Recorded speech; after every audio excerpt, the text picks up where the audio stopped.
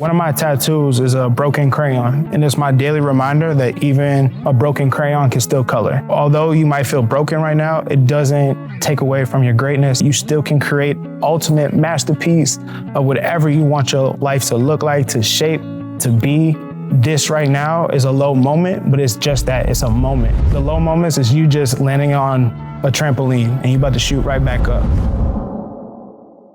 Welcome back to the podcast. I started this podcast as a way to help Black men in all aspects of our lives. Studies show on average we lose 2.8 years of our life when we're under heavy stress. And I think we can gain those 2.8 years back if we express ourselves healthily. Stick with me as I interview therapists, doctors, advocates, activists, and friends about how we can be better as Black men and as a Black community. If you're not subscribed to us on YouTube and following us on Instagram and TikTok, you'll definitely want to do that. Without further ado, let's get into the episode. All right, man, we back with another episode. We here with Nigel. Nigel, good brother. How are you? I'm good, brother. How are you? I'm good, man. I'm good. So, you filled out the podcast form, and I looked at that response, and I was like, I like this. This is interesting. And when I looked at your Instagram, and I was like, okay, we could do something with this, bro. We could do something with this. So before I even introduce you for you, I like to have the guests introduce themselves, bro. So who are you? What is it that you do? Yeah, for sure. So my name is Nigel Marcellus. Currently, I am getting my PhD from the University of Kentucky. I study Black love. I'm a TEDx speaker. I am a children's book author. My friends would actually be mad at me because this is the part of promotion that I'm not really good at, talking about myself and talking about what I do. Okay. But I mean, I'm all about love, healing, and community. Those are probably the three cores of what I try to engage all my work into. And I'm really I feel like my purpose and my mission is to help encourage people to have a healthy relationship with themselves first, and then with other people. So I'm really big on just talking about healthy relationships, talking about what we can do for ourselves to be healthier in order to allow that to magnify to everything else. Yeah, man, I'm very excited to have this conversation, bro, for so many reasons, bro. For so many reasons. I'm already knowing. Yeah, for so many reasons. One, because I just love talking about relationships. If I could have just a straight up relationship podcast, I would do it. But I know we got to talk about other things. So whenever I can have an episode where we just talk about relationships, I'm very excited to do that. And so you have such an interesting background because you said you study Black love, right? So I wanted to ask you first and foremost, and we'll get into everything else. But I wanted to ask you first and foremost, since you study Black love, what are some of the things that Black women are talking to you about, some of the challenges that they may be having when it comes to navigating Black love or relationships? Are there things that they're telling you, or have you had conversations with them about stuff? Yeah, absolutely. Yeah. Number one, Black men, where are they? That's usually the number one question I get from Black women. And not just where are they location wise, but where are quality Black men? Where are they located? Where do we find them? Because for a lot of experiences, I know you've heard this multiple times, dating is ghetto. And they keep coming across a lot of different men who might be manipulative, might be lying, might try to overcompensate, feel like they're the prize or whatever, kind of the social media terms people are throwing out.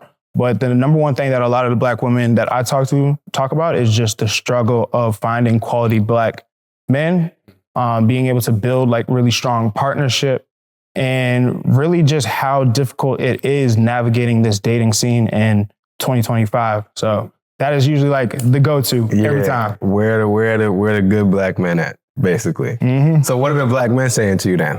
Black men, they are kind of on a different kind of scale of everything. So Black men, when they're talking to me, they're mostly talking about, it depends, right? I feel that's where we get a very range. So there are some Black men that are talking about man, I really like this girl. I'm really interested in this person, but I'm not where I want to be.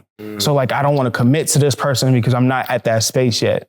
Then you have some men who are man, I really, really like this girl. She's really, really cool. But I feel there's someone around the corner. I don't know if this is as good as it gets.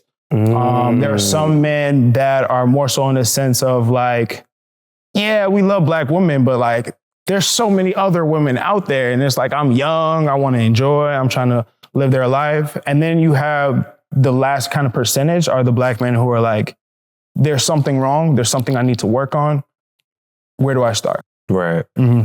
And I don't know if you know where I'm going here, because I'm trying to, and this is probably a very lofty goal. I'm trying to see if we can figure out how to bridge the gap between black men and black women on this episode, right? Mm-hmm. The ones that are looking for the black women that are looking for black men, and the black men that are actively looking for black women to be in a relationship with. So that's why I asked you to talk about some of the challenges that they're dealing with. So my next question to you is like, when you're hearing these things that are coming from black women, black men, let's start with black women specifically, not being able to find black men, what do you think are some things black women can do to be in spaces with good black men that are actually like healthy and looking for relationships?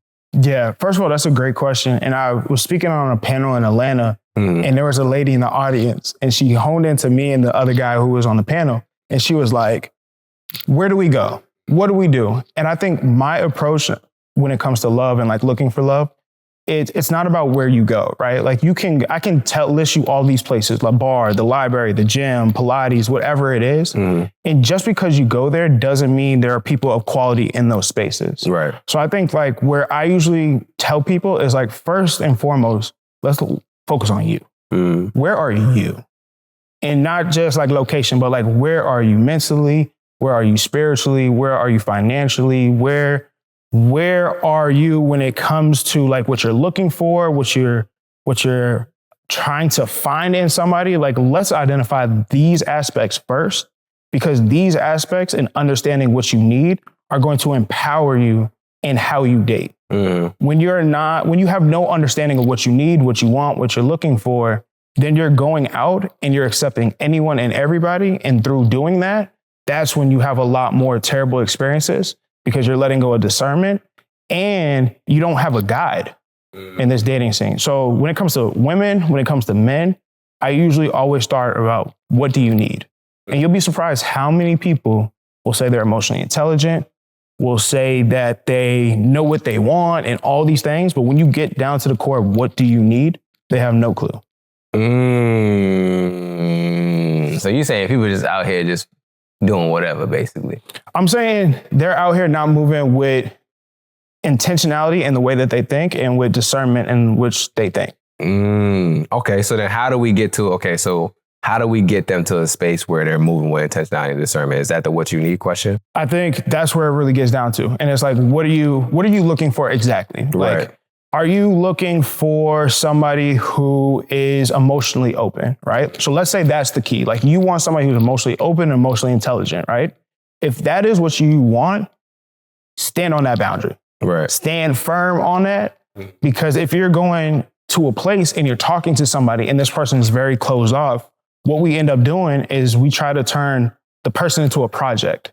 And when we turn the person into a project, then we're trying to help them get to a place rather than recognizing they are not at the place at all and going for who that person is. And I think the problem is because a lot of people feel like there's a lack of options.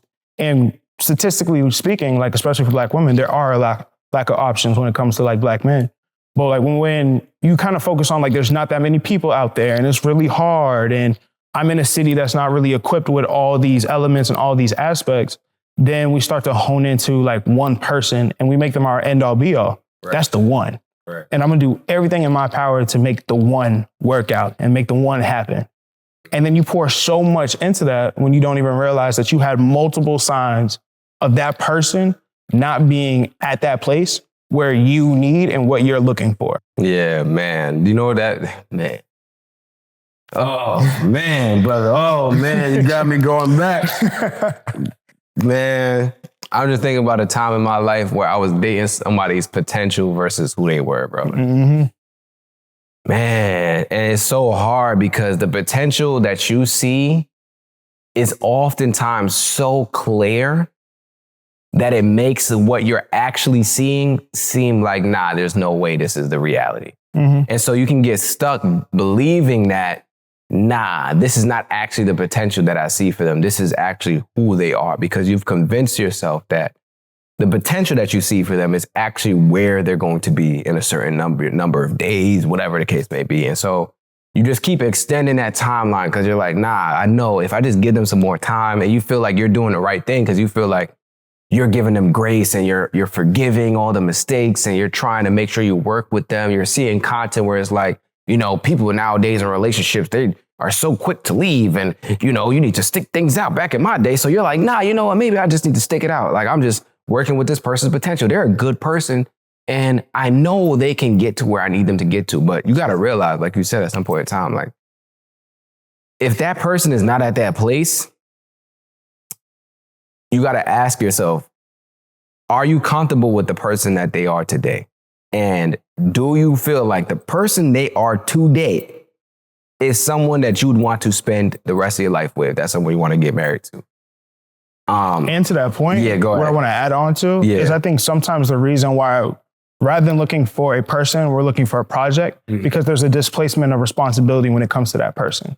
Okay, explain that. So when it comes to like a lot of us, we feel as if when we're healing, intentionally we're thinking like, I'm healing with hopes that I will be rewarded a relationship. Okay. So there's a lot of people who aren't even healing in the right way because they're trying to heal to get partnership rather than healing for themselves. Right. But what ends up happening is like they'll heal to get to a certain place for this partnership. They'll find somebody and now they feel justified walking into the situation because I did the work. Right. I did the work, but you're not quite there yet. So rather than me having to focus on the work that I need to continuously still do on myself, let me help you get to a place where where I want you to be. So it's like, I don't have to do the work anymore because I'm working on you to get to this place. So we're displacing the responsibility that we were supposed to be placing on ourselves onto somebody else to get them to become this person. And that's why we often like focus on those projects and turning people into a project is because it's a reminder that we are subconsciously, we're a little bit above. So we don't really have to do the work because I'm the one directing you. Yeah. When the roles are reversed though, it's hard for us to take that. Yeah. What do you mean I'm not? Like, I feel like I'm in a good, and that's where a lot of times like the insecurity might come out. That's where we kind of put on that mask of like, what do you mean? I'm good. I don't need that. I figure out where I'm at. But I think a lot of times like the ways in which we date are based in how we feel about ourselves and based on our healing journey. And I think, of course, like a healing journey is continuous, right? It's ongoing, like always. But I think sometimes we try to displace or try to like, you know what? I don't want to heal right now because I finally at a place where I'm open for a relationship. Now let me go find a relationship and then I can get back to healing. But it's like, no, it's an ongoing process and you still got to focus on you even when you're looking and dating and trying to meet different people. Yeah. So let's talk about dating, bro, because like you said, you know, people keep saying dating is ghetto. I wouldn't know. Thank the Lord Jesus. I'm out. I am out of the game. I done ran my race and I finished. I'm one woman and I'm good to go. I don't need no drama. I tell Naima all the time, man. And I know I'm going on a rant, but I love and appreciate Naima. Because golly, I do not want to be out in these streets looking for nobody. And that's not the only reason why. Of course, there's other things, characteristics and traits and all these beautiful things that are about her. But like, I hear from so many people that are single, like, yo, this is ghetto. This is the worst, bro. At the end of the day, when I'm able to go to sleep with Naima and like talk to her and like, we really be having fun. Like, we really laugh, bro. Like, there's a lot of people in relationships that don't really like their partner. Like, I like Naima. Like, not only do I love her as a person, but I really like her as a person. And I think that's a flex. And so like, I want to help people to find people that they like, right? But I think part of that comes, like, I think one of the things we need to talk about is why is it so hard to find people that they like? Like, why is it hard for Black men and Black women to find people that they like? So I wanted to ask you, what do you feel like one of the biggest challenges is that, you know, Black men are having when it comes to dating? And then what's the biggest challenge for Black women when it comes to dating? First, I want to give you your flowers because I think it's really, really important for Black men to highlight, to promote, to just love out loudly their woman. I think that a lot of women don't experience that. They don't see that. They don't get it enough. So be able to take space and like really just be like, yo, I really, really like her. I really, really love her. Like, she is amazing. No, for like, sure. I think that is stuff that more men need to see because that models for other men that it's okay to do that. Yeah, no, because absolutely. I think in this culture, it's like, we're all trying, we call it privacy, right? Like, I'm just being private, but it's not, you're not being private, you're being secretive. Yeah. Because there's a level of shame that you're afraid that if I yell out my girl's name or I tell you this is my girl, then there's going to be some type of criticism to that. So for the fact that you even like shouted out your woman, like, bro, I love that. And as somebody who's like a lover, bro, I love seeing like black men happy in love. Yeah, I appreciate that, bro. But to answer your question, like what is the struggle? What is so hard with like finding people that they like? For one, people are trying to like people who don't like them. That is like number one. Like they're chasing, they're going after, they're looking for people who don't like them. And then they're trying to prove themselves to that person. So they're spending a lot of time stressing themselves out, trying to prove I am worth it. I am worthy. Please see me. Please hear me. I can do all these things for you with somebody who absolutely is not even paying attention to them. So I think that's number one is like going after people who don't like you. Number two, I think, especially when it comes to black men, I think when we're talking about like the socialization and how like gender roles really influence and affect us, we get really keen and favor this idea of a provider. So in order to provide for my woman, I have to have this level of success. I have to have this level of money. I have to have this kind of car, this kind of whatever that standard is. So we set this standard and then we constantly move the standard. So it's like, okay, when I graduate, then I'll be open to dating. And then you graduate and you're like, oh man, maybe I'm not ready. Let me move the bar. So I think like what ends up happening is our own kind of like gender role that we subscribe to and our ideas of masculinity often get in the way in which we even give ourselves a fighting chance to like somebody, to get to know somebody, because we don't feel like we're enough if we don't have the means to provide for someone. Right. I think, again, even when it comes to protecting, like we think of protecting in such a small window. It's like, okay, you might not be able to provide in the sense of like, you don't always have the check. But realistically, when it comes to relationships, you're not always covering the check anyway. Right. But again, we don't see that. But when we think of protecting, it's like, I have to be strong. I have to be the strong one. I have to be the one who can make sure she's safe. I need to be the one who makes sure that from like a physical standpoint, if I see a guy, I know what's happened. If there's something that happens on this side and some crime or something goes on, like I'm ready. But we don't often understand, like as black men, the number one thing that we can provide for a woman, the most important thing, that ways in which we could protect a woman is emotionally, is spiritually, is in all these aspects that aren't strictly to physical and financial. Like we can provide safe space. Safety is usually the number one thing women are looking for when they're talking to a guy. If we're going out on a date, yeah, some of the other stuff is like really important. And there are women who are like, oh yeah, money, money, money. But like for the down to earth majority of the women that I've ever talked to, safety. I just want to know I can feel safe.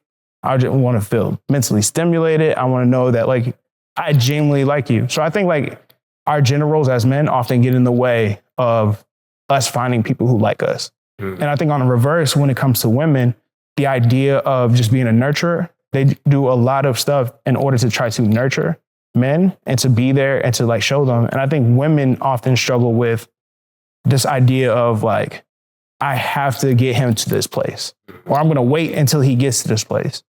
And it's like, you don't have to wait. He's not a project. You got to find your person. And I think usually women hold on a little bit too long because they actually believe and see the potential in us that sometimes we don't often see in ourselves. Man, you know what's so, man, I'm so glad you said that, bro, because I was talking to another woman, Mo, and I don't know if your episode is going to come release before hers or if hers is going to release before yours. But we were talking about relationships, and she's a black woman, obviously. And so we were talking about how that same exact thing I was telling her that I've heard from women. So it's so good to hear you saying the same thing so that the people listening and watching can realize like, okay, Kizza don't be lying to us. He actually, you know what I'm saying? Like this is someone that has studied black love that's saying the same exact thing, which goes back to another point, which is, bro, we gotta talk more to black women. 100%. We gotta have conversations, platonic relationships with Black women, and really get an understanding of why they are the way they are, some of the struggles and challenges and stuff that they have, because I've heard from so many Black women, good Black women, that are like, yo, bro, this woman should be like, she's wife material. You know what I'm saying? Like, she should be married, like, or someone should be on her heels, like trying to marry this woman. I've heard from too many women like that are like, yo, I've been in relationships with men that just like aren't doing what they say they are going to do, in terms of like, yo, they're saying like, I want to go and do this with my life, and then they don't do it. And like, I'm staying because I feel like it's important for me to like help him. But what I've tried to like communicate to some of these women is like, you cannot push a man into something that he's not walking into. Mm-hmm. You know what I'm saying? What I call it is actually pulling him into something that he's not walking into, right? Like, imagine that. Like, just imagine that imagery. Like, you're pulling somebody that's actively resisting you. And I feel like a lot of times that's what happens in relationships, is like you have a woman that's like trying to pull a man into something that he's not like actively trying to do. And so it leads to so much additional friction that eventually just breaks the relationship down. So I guess my question to you now is like, how do women that may find themselves in these type of relationships navigate that if they do feel like this is a thing? And for a man that may be in that relationship where he's realizing like, okay, I do have a woman that's like motivating me to like do stuff. What do you suggest for people that may be in that type of dynamic? Yeah, I would say it truly starts with effective communication. Okay. I think, to your point, one thing that Black men that we struggle with is listening, especially when it comes to Black women. And I think a lot of times when we are listening, it's not listening for comprehension, it's listening to respond. Because a lot of times, like, the criticism in which Black women have towards Black men, it feels personalized. Mm-hmm. And I think a lot of times we think from an individualized perspective. So if a woman is talking about her terrible experiences with men, she's not talking specifically about you, but we receive it that way. And then we get in defense mode, and then we're like, nah, that can't, because we done seen all of this and we done seen all of that. So it's like, we get to a place where I think we, on both sides, we're pointing fingers at each other and we're not really taking the time to like listen and to comprehend. So I think the listening piece is important in the effective communication. Mm-hmm. And I think the one thing that a lot of us do a disservice with each other is that we're not effectively communicating with each other. Okay. We get to a place where we're almost too partially scared of what's going to happen if I communicate it. So for example, I'm mentoring this young man, and basically his situation with this woman is like, I like her a lot, but I don't feel like I'm ready. Mm-hmm. But I don't want to lose her. Mm-hmm. So I'm not going to say anything. I'm just going to let it go, and like, it'll just work its way out. Okay. Creating like this situationship, right? Right. But I think what we don't understand is like, when we're not communicating to somebody, that's an act of manipulation, because we're not allowing them the autonomy to make a decision based on where we're at. Ooh. So we have to start communicating a lot more of where we're at, how we're feeling, where we're going, all of these things. Yeah. Because it gives the other person that we're trying to build with the autonomy to make a decision from themselves. And I think that's first and foremost, like, one of the main problems is that while we're dating, a lot of us don't even have autonomy because we don't know where the other person is mentally, how they're thinking, how they feel about us, because we're all like, you first. Yeah. No, you first. Like, I'm not going to say it because we're all scared of like, what happens if we do say something? Right. I might lose you. I don't want to lose you. I love these relationship benefits that we have, but I know if I communicate it, we might lose it. So I'm not. Mm-hmm. So I think first and foremost, we have to be honest with ourselves. Right. We have to be honest with ourselves and then be able to communicate that and effectively communicate that to a person. Yeah. And I think once we start really being able to communicate where we're at, now people can make a decision based on where they are and what they need. Yeah. So like, what I would tell a woman is like, you got to know what you want. You got to know what you need. If you're saying you want a relationship and this person is telling you they don't want a relationship, why are you staying? Mm-hmm. You know what you want. The goal is relationship. His goal is not. find somebody who is looking for a relationship. But again, then we allow like societal or what we see on social media, or dang, all my friends are married and engaged in relationships. Then we allow loneliness to dictate our decisions. Loneliness and desperation often dictate the decision-making that people make in dating, which make dating a lot more complicated. Because out of desperation, we're trying to rush it. I got to find something fast. And if I find something, there's chances are I might not be able to find something again, or I'm scared of being by myself.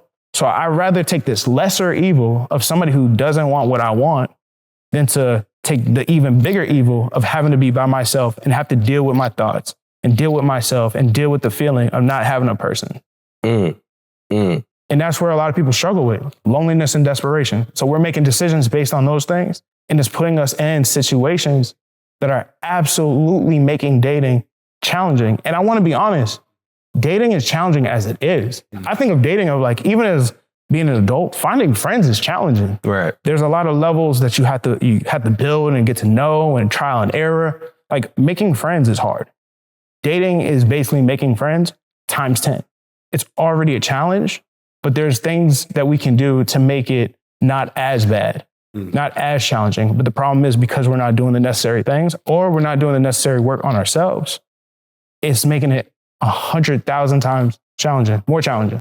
Oh my God, brother. We have a tradition on this platform. When someone goes on an educational rant like yours just now, I don't want to call it a rant. I feel like a rant is not the right word. I can't find the right word. But when someone goes and says all those great things, like you said, we give folks a minute to really just process, bro, because you just said a lot. So we just going to pause for a second, bro, to let people really actually process what you just said, bro. If they got to replay it, let them replay it. I don't care what they got to do. But brother, that was good. That was real good, bro. We're going to do some numbers with that reel. Appreciate it, brother. We are going to do some numbers with that reel. And if we don't, I know Instagram is hating. There's certain content that we post that I'm like, yo, I know this should do numbers. Hey, man, rookie debut. I'm telling, listen, like I told you before we started the episode, I said, listen, man, it's the debut. My man said, listen, I'm hitting 1,000 tonight. I love it, bro. So let's talk about it, bro, because you said a lot of folks are dating based on the feelings of loneliness and desperation. Very real. In college, bro. Man, in college. That's why, oh my God, bro. Ah, man, in college, I thought to myself, if I don't find my wife in college, I will never find my wife. Because I'm the type of guy, I don't go out, I don't do, you know what I'm saying? Like, yeah, I just be work back home. And I work remotely, so it's really just home. In the gym now, you know? So I thought to myself, like, yo, I got to find my wife in college because this is the only time I'm really going to be social like that. And this is the only time I'm really going to be around like this many black women. So went to HBCU. So I was like, yo, I got to find my wife in college or else I'm not. And that's the thought process I have in my head. So it's literally driving my interactions with women. I'm really trying my hardest. I'm doing serial dating, right? So what I describe as serial dating is like, yo, you're literally dating so many different people in a very constricted span of time. Like, let's say like 6 weeks, you may have like dated maybe like 4 to 6 different people in that time span. Like, I mean, like actually like dated, like really going through the process. And I was doing that. And the reason why I was doing that is because I'm like, yo, I got to find my wife. So eventually I get to the point where I find a girl that I'm like, okay, I don't feel like annoyed when she's in my space. So this gotta be it. Like, it's gotta be the one. All the other shorties I had after a certain period of time, like I was annoyed. Like, I'm like, all right, you gotta get out of here. So once I'm not annoyed, that was what all my criteria was. As long as I'm not annoyed with you, we good. Can you imagine? Like, what? This is something you want to build the rest of your life with. All you're saying is you don't have to be annoyed when they're in your space. Like, that's the only criteria I have, bro. Led to me getting into a relationship. That relationship, we lasted 2 years. We did long distance. And then eventually she cheated on me, right? But all throughout that relationship, I'm noticing red flags. I'm noticing a lot of different things that I'm like, I don't really think this is going to work. But you know what? I can't go back to being single, because if I go back to being, I'm never going to find my wife. That's the irrational thought process that's driving my decision. And so I said all that to say, what can we do when we are dating to date with more intention and clarity so that we're not ending up in situations where we're ignoring red flags and we're in situations that aren't conducive to like building a healthy relationship. All right, I'm interrupting this podcast episode to let you guys know to leave a review on the podcast. Please, please, please, if you are listening to this episode and you're finding value in this episode, you're enjoying the conversation, or you've enjoyed a previous episode or conversation, and it's safe to operate your phone right now, please leave us a review. Your review is a free and easy way to support us, and it helps us reach more people like you. We're on a mission to build a stronger, more connected Black community, starting with Black men. And you can help us on that mission by taking a minute out of your day to leave a review. Your review helps us generate more listeners, which in turn generates more revenue, allowing us to expand the platform even further. So please take a few seconds out of your day. I know you're busy. I understand. I know you're doing a lot, but it will help us greatly if you would just take a few seconds out of your day to leave a review right now. Did you leave a review yet? All right, let's get back to the episode. Yeah. So first of all, to like quickly unpack what you just said, I think that we got to differentiate between kind of like your starting point and the outcome of it. Okay. Right? Because I think that if your intentionality is to find a relationship, then you have to put yourself in a position to meet a lot of different people. Right. So I think like your starting point for your goal was very important. And I think people got to recognize that everybody starts somewhere, right? Like there's a level of learning even how to date. And I think that's one thing that we don't talk about enough is that a lot of us never even learned how to date. Right. It's implied of what it is or what you're supposed to do or what is supposed to happen or what are you supposed to talk about. And there's all these unspoken rules that also make dating complicated because nobody has really sat down and said, okay, well, this is how you're supposed to date. This is what you're supposed to look for. And maybe you had the talk from a parent or an older sibling or from a barbershop and you hearing all these things. But like everybody has a different starting point, right? I think to be more intentional, you really, again, I'll sound like a broken record. You really have to understand, what are you looking for? What do you need? Like, what exactly do you need in a partner? What do you need in alignment with where you're trying to go? And a lot of these things, sometimes you don't have an answer to, so you have to almost explore. So again, like part of dating is exploration. Right. You are trying to explore different people, different interests, different hobbies, different conversations, and really trying to figure out which one is more aligned with you. Right. But that intentionality really starts with you because you have to have an understanding of like, what are you even looking for? And granted, what you start with can shift, it can change, it can become something different. You might meet somebody, you might go into it and say like, I really want somebody who is extroverted, right? And then you meet somebody who is extroverted and you're like, oh, it's a little too extroverted. I need somebody who is like a little bit more chill, right? Mm-hmm. So it's like, it's a constant learning process.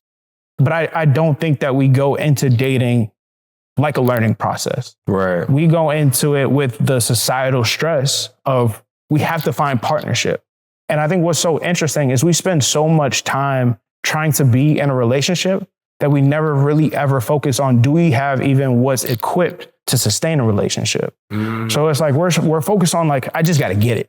I need to get it. And once I'm in it, the rest of my problems go away. And what people in relationships, what people in marriages, the number one thing they tell you is like, that's just the start. Yeah. Now we got to sustain it. Now you got to make it work. Now you got to build up to this place. So I think in terms of dating, you really just have to be intentional of what you're looking for and understanding with each person, with each interaction, with each experience, it's going to shift, it's going to change, it's going to shape, and you're going to learn more.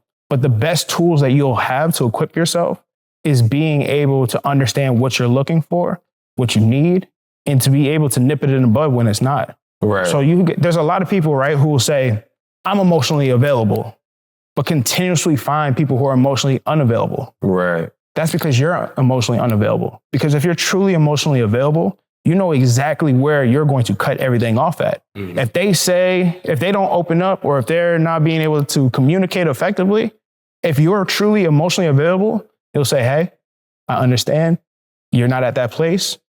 It's misalignment with me and you. I'm going to find somebody who is more open with communication. But what we end up doing is we find somebody who's emotionally unavailable and we say, we're going to make it work. We're going to learn. So I think, again, like that intentionality, we have to really be honest with ourselves. And that's the question that when you ask a lot of people, are you really honest with yourself? Right. People are going to be like, yeah, of course. But then it goes into kind of what you were talking about with Miles, language. A lot of times we don't have the language to even know what we need. So it's like, think of it in this metaphor, right? Let's say you have a broken rib. You go to a doctor's office, your mouth is taped. You can't explain what the pain is, where it's at. And they keep on asking you, what do you need? How can I help you? And no matter what, you can't explain it because your mouth is taped, right? It's going to either create two things: frustration, which a lot of people are dating frustrating, like absolutely frustrated right now, or you're going to be sad because you're experiencing this level of pain that you cannot release and you cannot get the help that you need. And that's what ends up happening with dating a lot of times. Yeah. It's like, because we don't have the language, because we don't know how to articulate what we want, what we're looking for, who we are, any of that, we struggle. Yeah, man. Oh, man. Yeah, now that's true, bro. Have you come across folks that have, like, especially black men that have been cheated on or like have dealt? Okay. Is it common? I'm not going to say it's common. What I will say is that I think that a lot of people perceive men being able to get over it easier. And I don't think that's true. Okay. Explain that. I think that there's, again, as men, we're not supposed to be sad. We're not supposed to be vulnerable. We're not supposed to be open. So when bad things happen to men in like the dating sphere, it's almost this kind of like mentality of just get over it.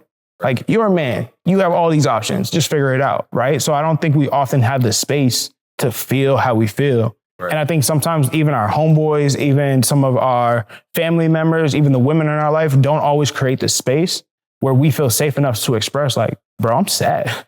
Like, yo, this hurt. Yeah. You know what I mean? I think dating is one of those arenas where it's just kind of like, men are supposed to be like the chasers, the guys, the hella options. You're going to figure everything out and you know everything and you're just going to, you know what I mean? And I think that's not the case. Yeah. We are just as much emotional as women are. Yeah. The only difference between men handling emotions and women handling emotions is that women have been conditioned to lean in them, to be in them, to express them, where we more than often are taught, keep that in. Right. So I think like when it comes to cheating, when it comes to heartbreak, when it comes to any of the things, we feel it. Yeah. Completely. It's just, do we have the space to express it? Yeah. And that's where a lot of men don't. Man, nah, that's real, bro. I remember when I got cheated on, bro, I was like, dog, this is not it. And I was so angry, bro. But I felt like I needed to get over it. I felt like this underlying, like, even though it wasn't really communicated, it was just like this indirect, like, belief that I had. I don't even know where I got it from. Maybe it was from some of the conversations with folks that I just needed to just get over it. And I'm not talking about like this is months later. I'm talking about like this is literally the same week. Yeah. I literally just told my friends about it. And now I'm feeling like immediately like I need to get over it. Like, and it's like, bro, how the hell you supposed to get over something like that? I've never been cheated on before, one, right? And I'm navigating this new reality of not being in a relationship with someone that I thought I was going to be in a relationship with. Not only did it end, but it ended with me being betrayed, which is betrayal trauma, right? So it's like, yo, like, how do I even start to navigate this, bro? Am I even allowed to feel the way that I feel? And I really didn't even feel like I was allowed to feel any type of way about it. Cause again, I'm a man. And part of me also was like dealing with this is another thing, bro. Part of me was also dealing with the thought that I was responsible for being cheated on. Ooh. You get what I'm saying? A lot of men, that's heavy. Yeah, a lot of men like that get cheated on. They know it. I'm gonna say it so that we could clip this up as a reel. But a lot of men that get cheated on feel responsible for being cheated on because we feel like, okay, we did something wrong, not her. Because if I'm a man and I'm doing what I'm supposed to be doing, I'm providing, I'm protecting, and I'm dropping good dick, and we're having great sex, there's no way that my partner should cheat on me.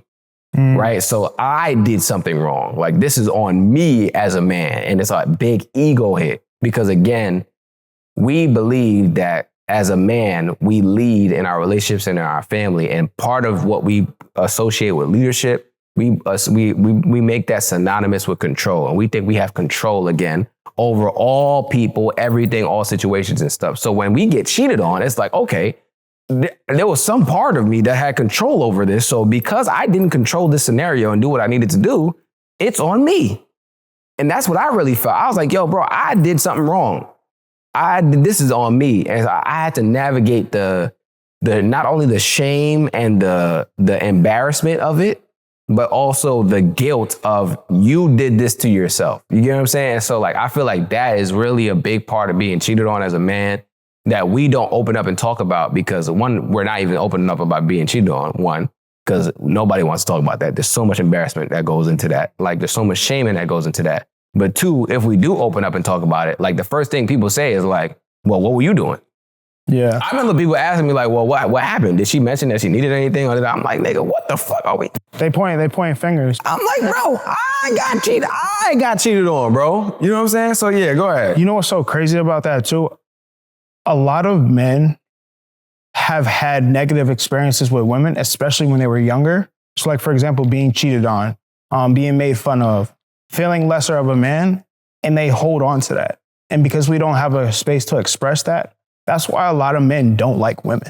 Mm-hmm. Like they love what women can do for them, but they don't like women because they still hold on to the pain of what a woman made them feel. And I think like to your point, it's really, really important to be able to create space for men to be able to express that feeling of being hurt, of being betrayed, of being heartbroken. Because when you don't express that, you suppress that. And then what ends up happening is men are typically a lot more homosocial. So that means we do things to impress other men versus women. So that's why when it comes to like, oh, I had sex with so many women and we go tell our homeboys, we get cool points for that. It's like, oh yeah, like, and that makes us feel like really, really strong in our masculinity. So then it becomes the way in which we navigate love comes from a very performative masculine expression. It's like, I'm strong, I'm okay, I don't feel anything. But it's like deep down, bro, you are broken inside. That you are hurting. And that's why like therapy is really important and being able to find spaces with other men where you could just be like, bro, I'm hurt. Yeah. Like I'm really hurt right now. Like she really got me down bad. Yeah. Because I think like being able to be in those safe spaces helps you differentiate between this was me versus I am in this situation and she did this to me or whatever it is. But I think like to your point, like a lot of times we point fingers and then we always think about what did we do? Right. And then we start to feel lesser about ourselves and feel like we're unworthy, unlovable, undesirable. And then it just makes us feel like love ain't for me. Right. I can't trust women. I can't trust anybody. Right. You know what I mean? So I think like being able to heal, to number one, recognize, but then also being able to heal is so very important. Right.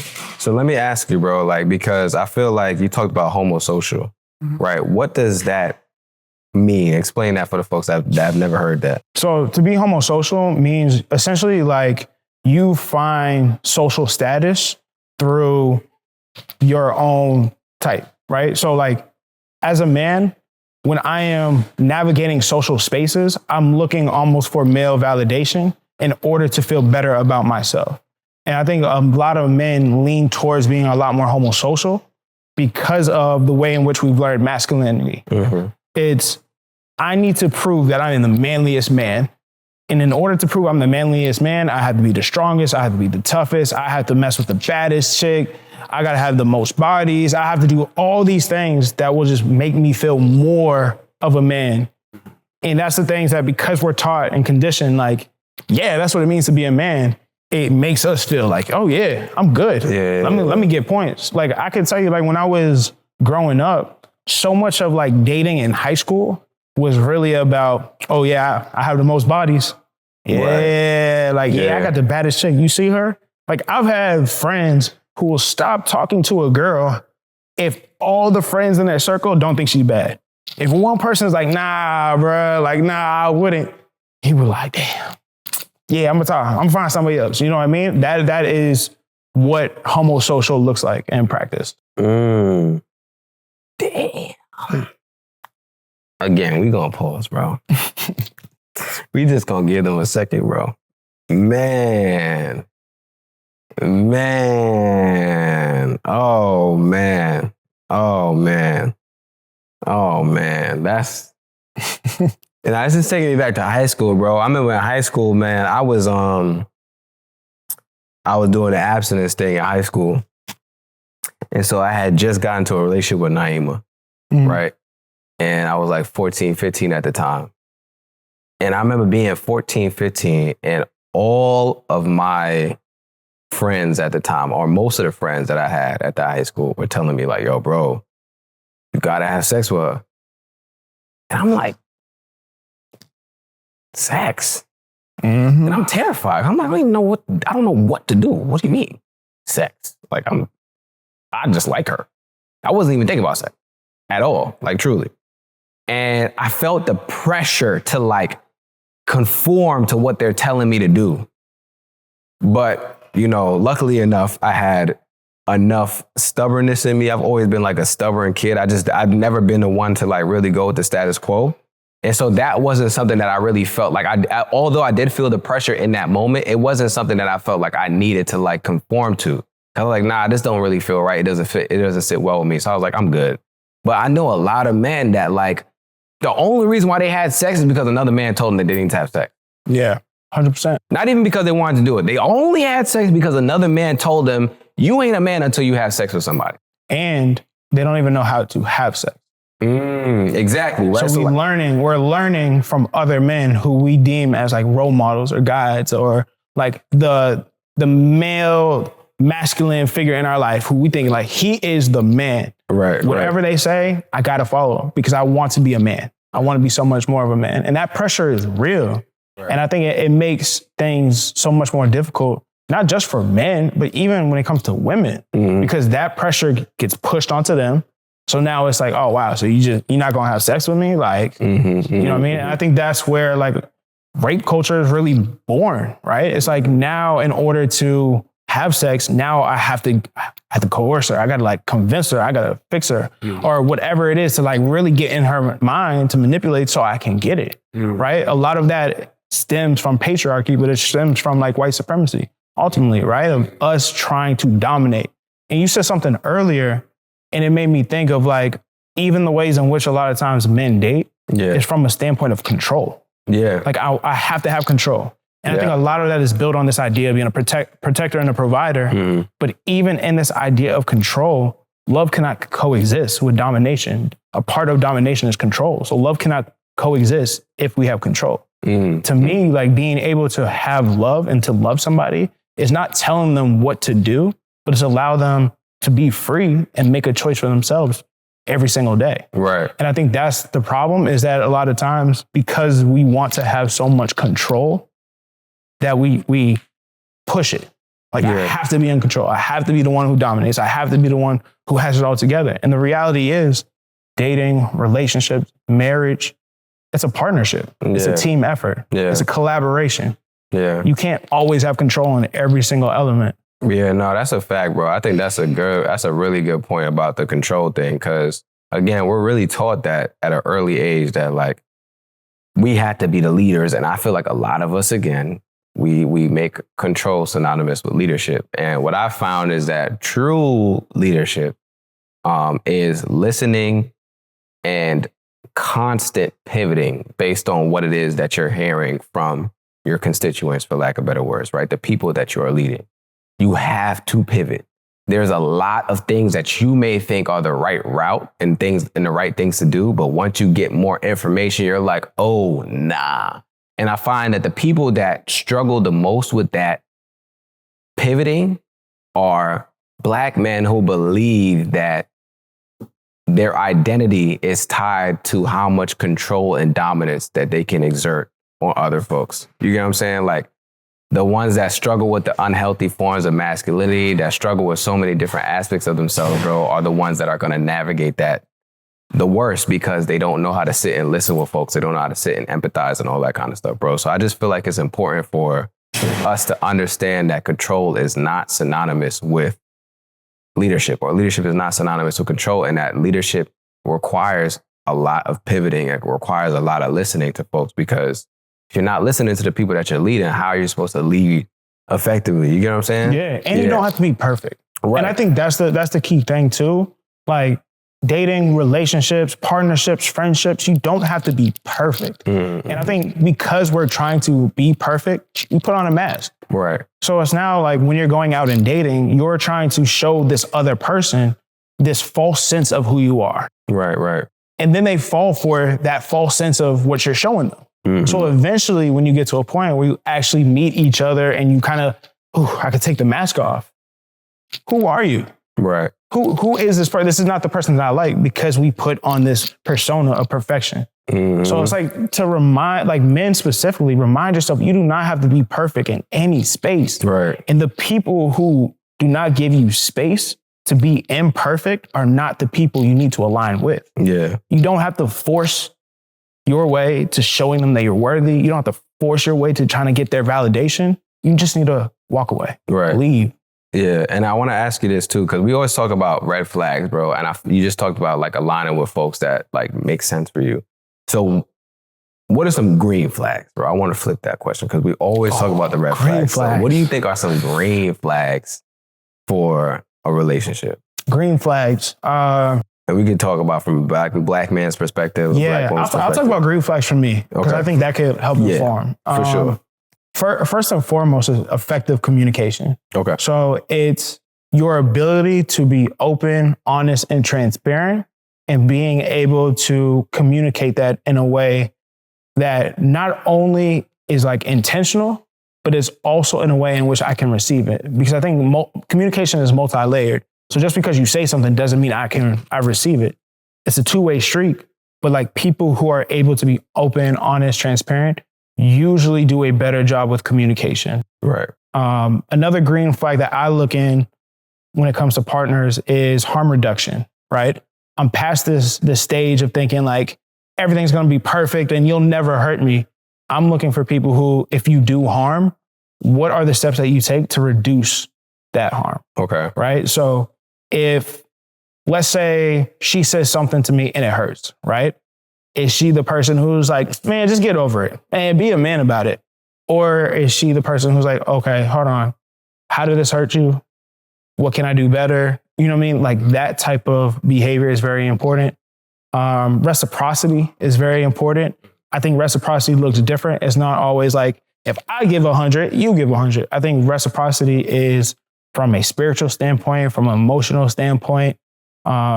If you see me like being very open and vulnerable and going out my way for something, you are reciprocating that energy. It might look differently, but you're reciprocating that energy. Right. Another underrated green flag is just like family dynamics. Right. It's not about coming from like a 2-parent home or a broken home or whatever, but it's just how do you navigate your family dynamics? That's a green flag to me. You got one more? Being black. Being black. Being black. But as funny as it is though, as funny as it is, like I think there's a level of like pride and identity that certain people have when it comes to blackness that other people kind of run away from. And it's not to say that they're any less black, but I love women who are like really, really locked into their identity and understand the importance of like the cultural and the history and the heritage and everything beyond that. So like, yeah, being black. Nah, I love it. I love it, bro. I love it. So I want to segue into then now we talked about dating, right? We talked about green flags, all that stuff, all that type of stuff. So let's say folks are now getting into a relationship. I feel like this is so important to identify early on in the relationship, the pillars and the foundations that were the foundation of the relationship. So like, what are some concepts or things that are going to be foundational to this relationship that we have? So I wanted to ask you from your experience or your perspective, what do you think are some like pillars that a relationship should stand on? Yeah. So I would say one of the most important ones, first to put into context, when we talk about healthy relationships, because I feel like we throw that around, healthy does not mean perfect. Right, for sure. And I think a lot of people think that and they believe that like if it's not perfect, then it's not healthy, right? Healthy is on a spectrum, and there's things where there are some days where it's going to be really, really healthy. There's some days it's going to be like teetering the line of, we could have handled this better. And then there are other days that are like completely toxic. And those are like no, like absolutely walk away, right? Right. With that idea in mind, I think respect is really, really a strong foundation. So being able to respect your partner, to understand that the ways in which they want to be treated, the ways in which you want to be treated, and to like really stand tall on that. I think having boundaries is really, really important. Boundaries aren't forms of control. Boundaries are not walls. Boundaries are keys to tell people how to live in your life. Right. I think both the man, the woman, the man, the man, the woman, the woman, the whatever the identity is, like you have to have boundaries in your relationship. Right. Communication is another very, very, very strong foundation. And we talked about that a lot. And I think having mutual affection for each other is also very important. You have to like your person. And there's going to be days where you're not going to like them as much. They're going to you're going to be annoyed by them. You're going to be like, oh my God, I can't stand them. Mm-hmm. But at the end of the day, you should be able to have a level of like and love where it's like, yeah, you're annoying, but come over here. You know what I mean? Like you got to have that. Yeah, that's big, bro. I love that. Can I tell you my 4? Yeah, for sure. Okay, absolutely. Okay. I'm cheating because I got a chance to like write the script, so I already know. Okay. So I'm not coming up with off the spot, but nonetheless, I wrote it out and I think it's important, right? So my 4, bro, are vulnerability, trust, open communication, and joy, right? I think those are the 4 pillars that Naeem and I build our relationship on top of. And I'm going to explain to you how they all interact with each other, right? So vulnerability is the first one. With vulnerability comes trust, because the more I'm vulnerable with you, the more that you see that you can actually trust what it is that I'm saying, because I'm explaining things to you that I didn't even need to tell you, right? So like that goes back to the point of like giving folks a chance to have that autonomy, right? That to me is like that vulnerability piece. The trust then leads to more open communication, because the more I trust you, the more I'm going to communicate with you openly about some of the things that I may be dealing with. That's kind of also goes hand in hand with the vulnerability as well, right? And the open communication is more than just vulnerability. Open communication is a lot of different things that happen throughout the day, like talking about my day, talking about so many different things, right? That open communication then leads to joy, right? Because now we're talking about so many different things. Like when my girl gets back from work, I'm like, yo, babe, what happened? You feel me? Like, yo, what about that annoying coworker, right? Like, what about this? What about that, right? Yeah. And that leads to joy, because now you can share parts of your days, aspects of things that may have happened that you may not have had a chance to talk with other people about, that you only want to share with that one person at the end of the day, right? So I really feel like all of those different aspects are very, very important for building a healthy relationship. And again, like you said, healthy does not mean perfect. So again, there is vulnerability, which leads to trust, which leads to more open communication, which then leads to joy. And like I said, man, not only do I love Naima, but I like her as a person. And I feel like it's so important to actually like the person that you're doing life with. There's so many folks that are in relationships and can't stand their part. I'm like, how? How do you go back to, like, how you go back to your home? You can't stand the person that you're in the crib with. What I love about what you said and what it just sparked is a question that you should always ask yourself is, do you like who you are when you're with that person? Because I think we don't spend enough time to focus on if we even like ourselves when we're with our partner or when we're dating somebody. So being able to like really unpack that. And from what it sounds like, it's like, bro, you be joyous as hell every time you're with it. You know what I mean? So it's like, bro, I love that, bro. I'm telling you, bro. I could look, bro. Hey, man. I could talk about Naima all day, bro. If I literally sit here and really tell you how much I feel about her, bro, I like, we be talking all day, and bro. That is the goal, man. Yeah, that's what I want more for like Black men, Black women, is to be able to find that person who makes you so joyous and so happy. Nah, I'm telling you, it's real, bro. None of this is like, yeah, it's not fake. It's not for content. It's not because I think it's good content or anything. And I always have to say that because I know there's a lot of Black men that like, once they hear a Black man talking positively about his woman, they always just have to find something negative about it. Yeah. And so I always like to like provide these redirections and like this reframing for folks that may just be automatically looking for the unhealthy or negative thing. It's like, bro, I really like my girl. I'm gonna be honest with you. What's up? Those men that feel a type of way, that is a clear-cut sign that you got work to do on yourself. Exactly. Clear-cut sign. For sure. Because the problem is when it comes to that is like, that means you haven't experienced a level of joy, happiness, love from a woman that you're projecting how you're feeling. Yeah. It's a projection. Sure. Yeah. So rather than project, go inward and figure out, why do you feel that way? Where is that coming from? And what are the steps that you can do to end up having a healthier relationship with women? Yeah. Because clearly you don't have a healthy relationship with women. Yeah. And those are the same men who often are blaming women for their problems, where it's like, you got to look in yourself in the mirror and really focus and pay attention to what are you doing and what is the pattern that you're creating to continuously get the same caliber of people. Right. That's you, brother. Right. That has nothing to do with women. There are millions of great women. And that's why I'll never like stand by any guy who's like, man, women do this. Well, there are incredible women in this world. Yeah. And if you haven't found one, I'm sorry, but you're not doing enough to really ground yourself to even create space for those women to come into your life. Because they're out there in multitude. Man.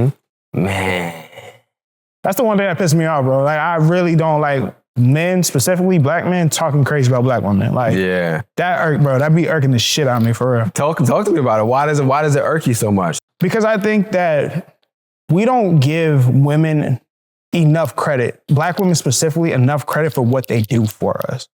Whether it's being on the front line, whether it is advocating for us, whether it's willing to take the charge, to go take the back seat, to allow us to be the leaders, just like in the civil rights movement, and not get the credit.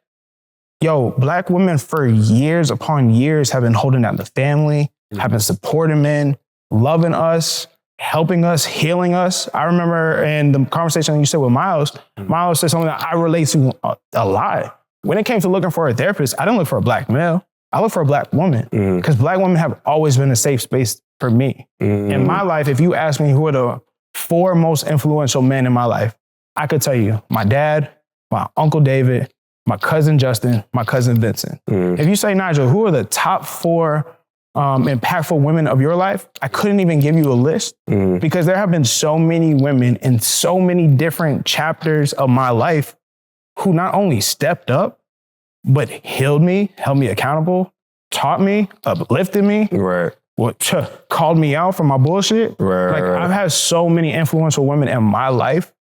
And when I talk to a lot of black men, it's the same for them. So if you're continuously going after people who are not at that level, that is more a reflection of you, especially if it's a pattern.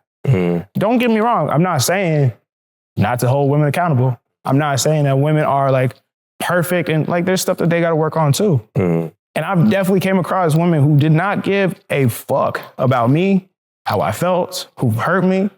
But that 1 or 2 or 3 people does not take away from the whole population of incredible women who are sacrificing without us even knowing. Nah, man. I love that you said that, bro. I really, really love that you said that, bro. It's needed, man. It's needed. I think one of the things that black men can do is to, again, like going back to some of the pillars that I mentioned, is like fostering that open communication.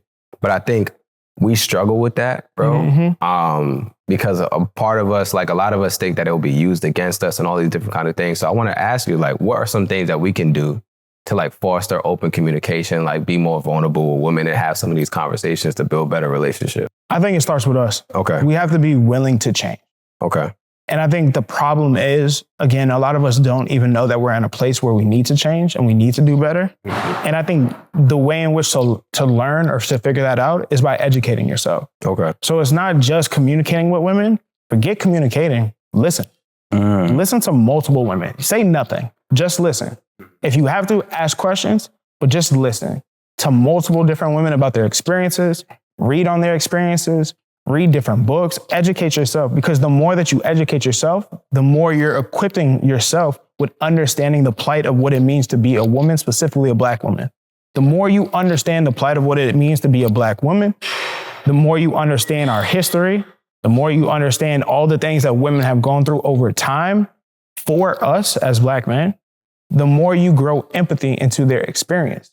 So you recognize that a lot of the things that they do are factored or influenced by patriarchy, men doing things that they feel as if we would like or don't like or whatever it is, but it's a greater influence that creates the behavior in which they're doing. The more that you learn that, the more that you educate yourself, the more that you are able to create space for women because you have a better understanding of their experience. At the end of the day, to build connection, it means to understand somebody's experience, to allow them to feel heard, to feel seen, to feel understood, to feel valued. And I think the problem is a lot of men don't have genuine connection with women because you have no idea what they go through. Yeah. And then when a woman expresses what she goes through, you're quick to shut it down. Nah, that ain't us. Nah, that's not me. Because we operate from a place of individualism and we don't look at the collective big picture. Right. Typically men who struggle the most with women only focus on themselves and what they're doing. And even in their assessment of what they're doing, you're not doing enough.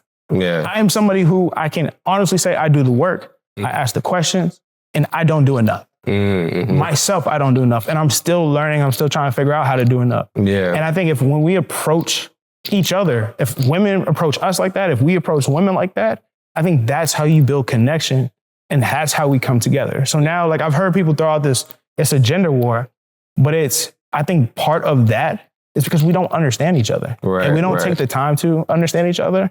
But we have all these talking heads telling us how it's supposed to be and how you're supposed to do and what you're supposed to do. And women do this and men do this. So there's so much noise because there's so much hurt, there's so much pain from their own individual experiences that they're projecting it on everybody else. Man, brother, golly, this guy. I was looking at Miles to see if Miles was picking up. Yeah, he's my God, I know, bro. Jesus. What's crazy is like, Lord. In the back of my mind, I'm like, I feel like you haven't even asked the question that you've been like, cooking and waiting for this. Oh, yeah, no, it's coming. It's coming, bro. Look, there she go right there. Look, there she go right there, Ma. There, please. There she go right there. I'm talking about Naima, by the way. Naima's coming in on the pod. I feel like she should like just come on camera. No, she would never. She would never. She would never. Naima, Miles, Naima. Yeah. I'm good. How are you? Okay.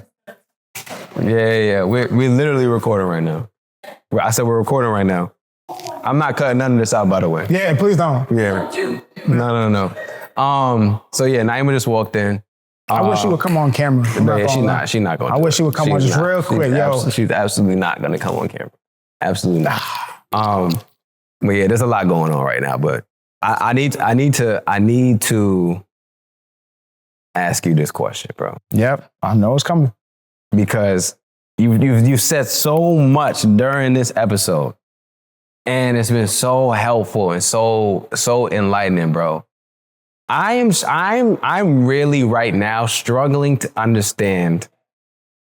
Before the episode, you said, matter of fact, I'm not even gonna say it. Please tell the people what you said before the episode. Okay, so like when I first walked in, we were talking about like how I study love and everything, and he asked me, is there like a special lady in my life? And I responded, no, there is not a special lady. He was like, all right, cool.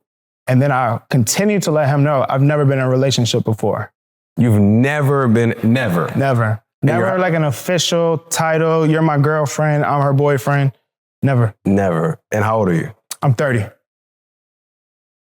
Why? Why do you feel like that's the case? That's a great question. Yeah. And I really, really want people to like really lock in and pay attention because I know from just saying, oh, I've never been in a relationship before, everybody's already ready to discredit everything that I said previously. For sure. From the jump, right? Yeah. And I think for one, like getting a PhD and like spending intentional time studying, like it equips me with the ability to understand patterns, understand psychology, understand experiences that people have. So I'm able to critically think and be able to speak about relationships. And you also learn that just because somebody has a relationship doesn't mean they're equipped with the knowledge to be able to talk about relationships. Facts. So I want to address that first. But the reason why I really want people to like listen, because I feel like my story was sprinkled in everything that I told y'all. The reason why I've never been in a relationship, for one, is multiple reasons, right? And I could give you all the list, but I would say like the one through point is because I never felt like I was good enough. I was the man who, growing up, always felt like I had to be a provider. I had to be the best. I had to be the strongest, the smartest, because I never got attention just being myself. I'm an only child. I was the youngest in my family as far as cousins. I felt like I grew up being very misunderstood, unheard, unseen. So it created this insecurity for me that whenever it came to women, it was like, I don't really know how to handle this. Right. And when I say I don't know how to handle this, as an only child, I learned my worth through production and producing. Okay. Producing an achievement. So what I mean by that is if I had the best grades, if I was the best basketball player or the best athlete, if I was the best, you name the category, people saw me. If I was able to achieve, I got the highest grade in the class, I got an award, people saw me. All the other times, people didn't see me. So in my mind, I internalized that my worthiness is due to a product of achievement and production. So how does this inform how I dated? When it came to people who I was interested in, I didn't go after the person who actually liked me. That was too easy. That made no sense to me. Okay. Why would you like me when I'm not doing anything? This is the narrative I'm telling myself. Right. Me just being myself, nah. Why would you like me? Yeah. I went after the people who I felt like I had to prove, I had to work, because I saw my worth in working. Oh, you telling me like I got the highest grade in the class? Bet she gonna see that, and when she sees that, then she's gonna like me. Oh, I am the best basketball player out here. Oh, when I get that, then she's gonna see me. So what ended up happening is I saw my value in the work that I did, in the stuff that I do. When you're dating in that way, when you're looking for somebody in that way, that's what creates so much tension and so much trouble, because now you're proving your worth when you were already worthy from the jump. Right.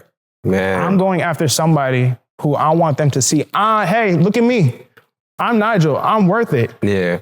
And I'm ignoring all the people who already saw me. Right. Because to me, that's not, it wasn't enough. Brother, God, please, God, the clips. I'm just thinking about the reels. The reels, oh my Lord, man. Oh man. Nah, this has been great, bro. This has been great for real, man. Do you feel like we're gonna go like left field here? That's fine. Do you feel like you have like any type of parental wounds or anything like that? Do I have any what? Parental wounds. Like father wound, mother wound. Yeah, absolutely. I would say this, and this kind of like adds to the story too, is that, so in 2024, my parents celebrated 41 years of marriage. Okay. 2025, this year coming, they're going to celebrate 42. Okay. I grew up in a 2-parent household where a lot of my homeboys, a lot of people I grew up with, a lot of people in my family did not have the same nature. Okay. One of the other relationships, my cousin, he was in a very, very toxic relationship for a lot of my development. So like my example of relationships was a very, very healthy long-term and this very, very broken one, right? So in my mind, how I saw relationships was it's either healthy or it's either broken. There's no gray area. Right. I bring that up because when it came to like my parents were very, very intentional with never arguing in front of me. I think I could only recall 1 or 2 arguments. They were very intentional of placing Black art and everything in the household. But at the same time, they were my parents. Right. They were parents. They weren't friends. They weren't like, hey, let's have this open communication. They were more so the sense of, you are a Black man in America. You have to work twice as hard as your white counterparts. Right. This world is not going to be easy for you. Right. So we're going to do everything that we can to get you ready for this world that you're about to go into. So it placed a whole lot of pressure on me and feeling like I had to be perfect. I had to be strong. I had to have it all figured out. I had to like focus on school. I had to have security. So because I didn't have security, or if I felt like I didn't have security, to me, it was like, I'm not dating. I'm not even gonna go out. If I can't financially provide, especially watching my dad is Mr. Pick the check up. He'll pick it up, he'll cover the bill, he'll get everybody. He's the one that like everybody loved and gravitated. Everybody has stories about my dad. My mom's the same way. People love my mom. So when I'm seeing that places a real high standard and a lot of pressure on me to feel like If I am not that, Yeah. then the only alternative is the opposite side. Yeah. Damn. So you feel like for basically your entire life, you felt like you weren't worthy enough. Yeah, I would say majority of my life, I didn't feel like I was worthy. And I was, so much of my story and so much of my struggle was trying to prove that I was worth it to myself. Right. To myself, not to anybody else. Like, I was trying to see the light in myself of like, bro, you're good enough. Because I had my parents, my dad often, yo, you know you're good enough. You exceeded all expectations that I've had of you. In my mind, no, I can't. I mentioned earlier, when it came to dating, I was always the one who was like, when I was in undergrad, it was like, nah, I gotta get this degree. Yeah, I can like dabble, but nah, I gotta get this degree because I gotta make this dream happen. Going back to like what you said, I've heard you say earlier, Black men deal with trauma by trying to get rich. Because in my mind, I'm seeing the provider that my dad is. If I can't provide like him, I'm less of a man. So it's like, yeah, I gotta be able to provide. And then when I graduated from undergrad, I went straight into my master's. I finished my program in a year. I was 22 with 2 degrees. Everybody's looking at me like, bro, how would you do that? Like, bro, I couldn't even accept my own accomplishment because in my mind, it's like, yo, I have 2 degrees, but what does that mean? I have no money. Yeah.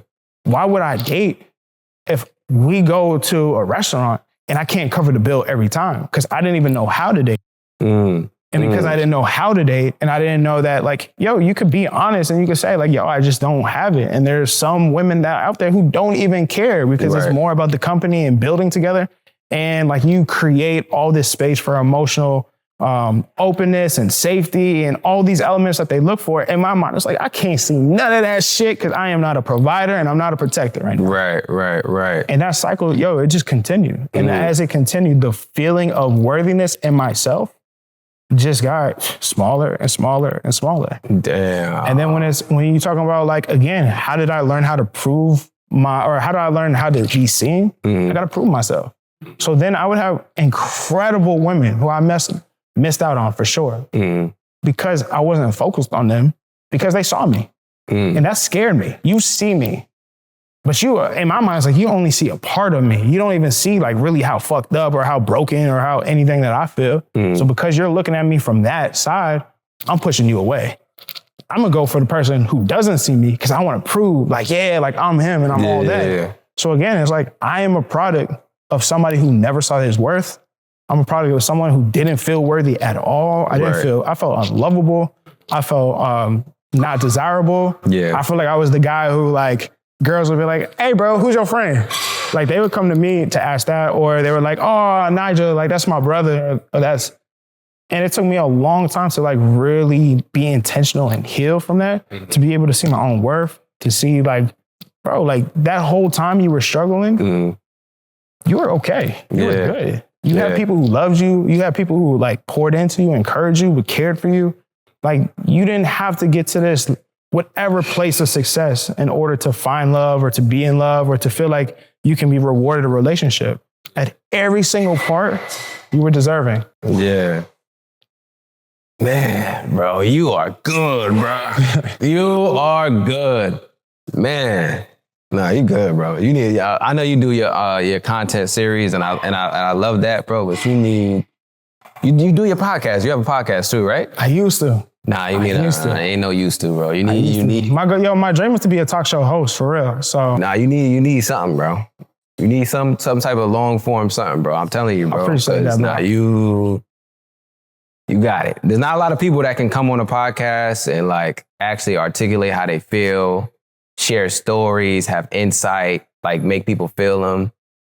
And you doing all of it in a very real and organic way. And you also have you're good, bro. I appreciate it, brother. You also are anticipating what people are going to say in the moment and then countering that quickly, which is really hard for a lot of people to do.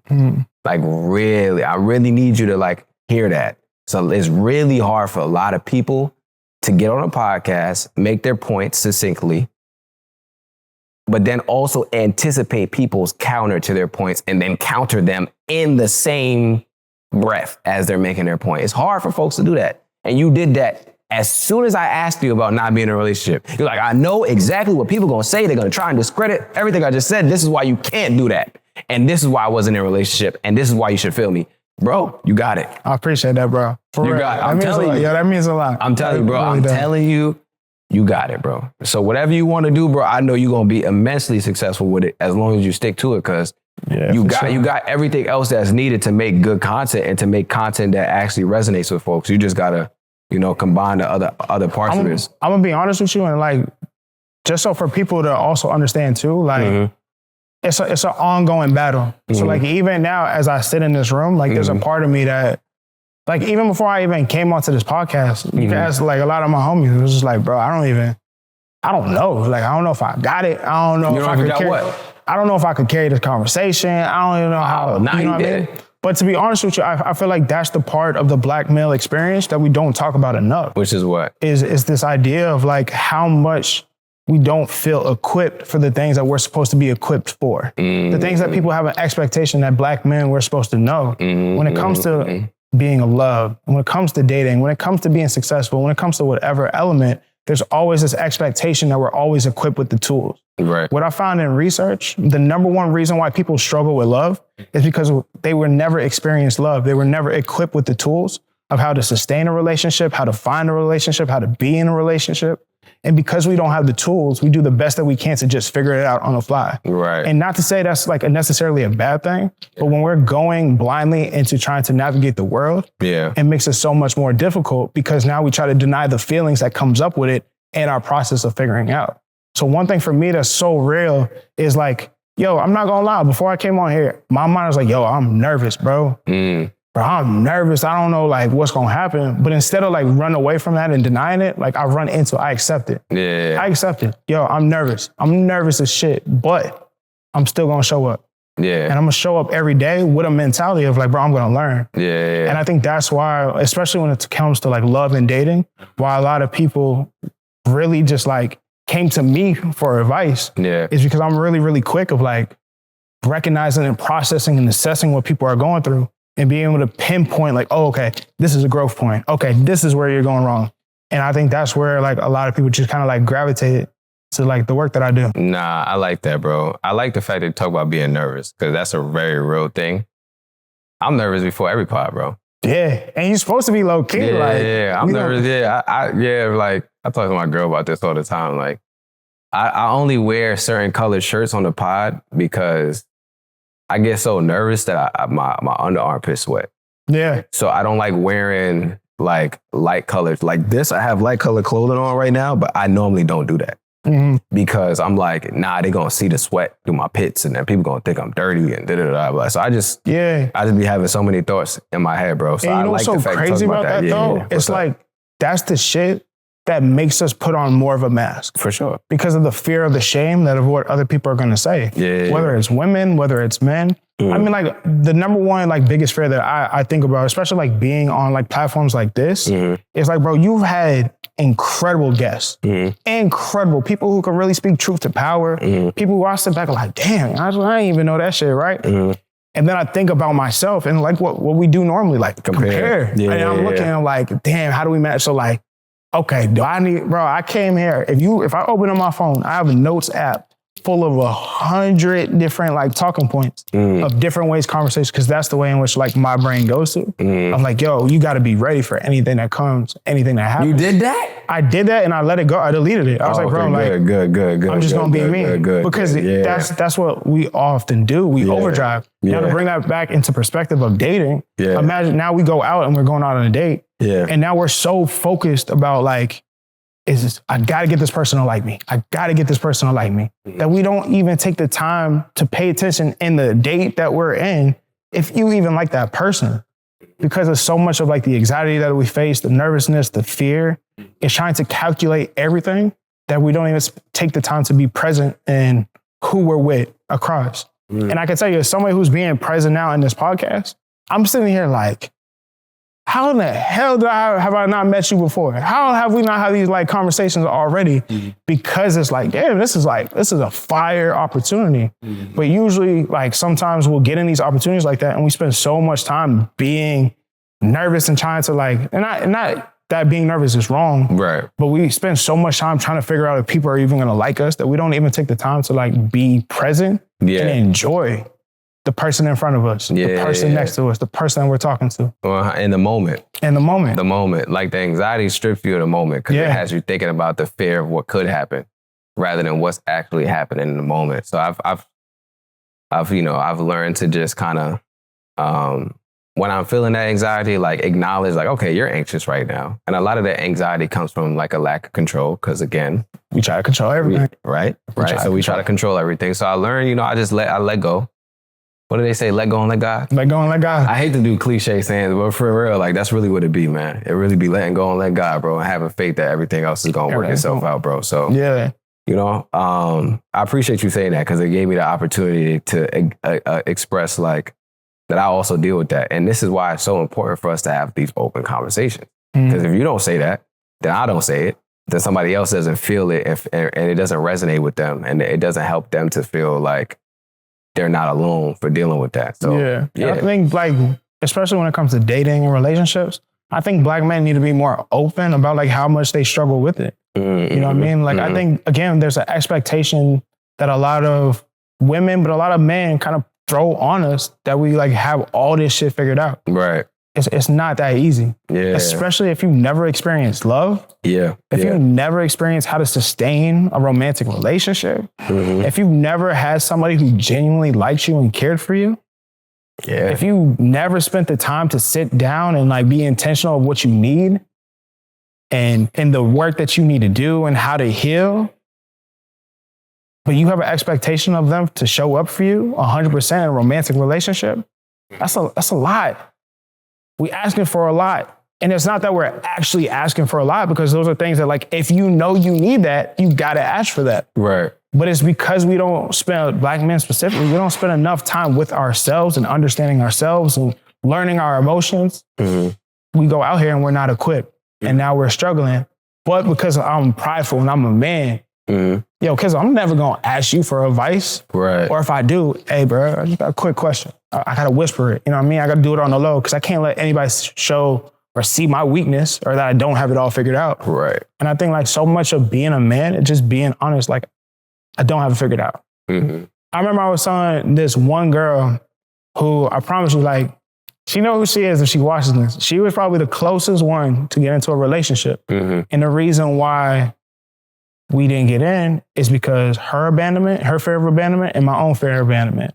But we came back one day and we just had a conversation about like what happened, right? And the number one thing that I realized in that moment is neither of us communicated with each other of like how scared we were. We had this expectation that it's like, oh, we both know what we're doing. We both have all the tools. We're both equipped. And a lot of times, man, we all just figuring it out.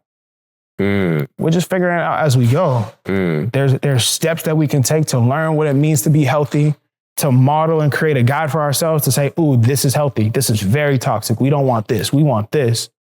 But at the end of the day, putting that into practice, love is a practice. Yeah. Dating is a practice. Like you have to actively work on it. And until you can really actively work on it with somebody who's safe, it's hard to really get it all figured out. Especially when you don't communicate. Especially when you don't know what you need. I'm gonna ask you a question. Is that young woman in a relationship right now? Or she's not a young woman, she's an adult. Nah, she's not. She's not in a relationship right now? Nah. So what we doing, brother? Nah. What are we doing, brother? Yo. What are we doing? That's a real question. That's a good question. No, listen, I need to know. That's a good question. I think that one thing that's really important, especially of like understanding what you want, what you need, is being able to recognize where you are. Okay. You did talk about this. Yeah. So you don't feel like you're in the space right now? I think that when it comes to like both of us, we're both not in a space because of what we have in front of us. And I think, again, when we talk about like love is in control or liking somebody is in control, there's no point in trying to control the situation because that is going to take it and make it a whole situation that it doesn't need to be. So for me, just speaking for myself, it's like, I'm always going to have admiration for her. I'm always going to care. Okay. Right? But I'm not going to put myself in a position to try to like control it, be like, yo, right now, right here, right now. You know what I mean? And I'm also not going to hold and put a pause on my life and say like, oh yeah, I'm just going to wait. So it just leaves both of us in a situation where it's just like, yo, we're two people who are really cool. We admire each other. But yo, we live in separate lives and we have separate experiences. She's free to do whatever. I'm free to do whatever. And it is what it is. Is she in a different state right now?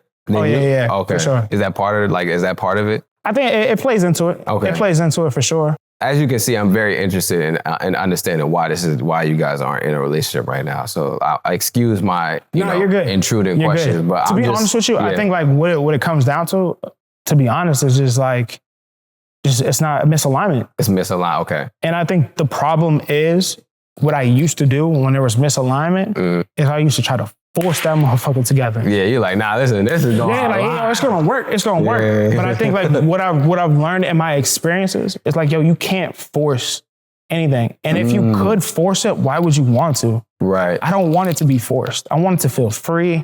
I want it to feel open. So like, I'm in a space where it's like, I can admit like, yeah, like I really do care about you. But at the same time, I'm not going to force this relationship to happen. Because to me, that is the ultimate red flag. And that's the problem with a lot of dating is people are forcing these connections.